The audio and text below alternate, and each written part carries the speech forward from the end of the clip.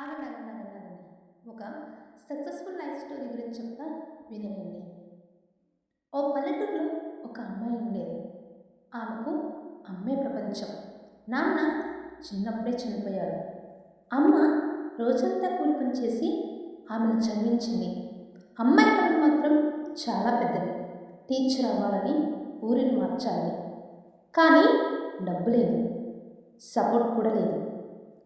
తన బంధువులు ఇలా అంటారు ఆ అమ్మాయిని, అమ్మాయిలకు ఇంత చదువు అవసరమా అని. ఆ మాట ఆమె మనసును గాయపరిచింది.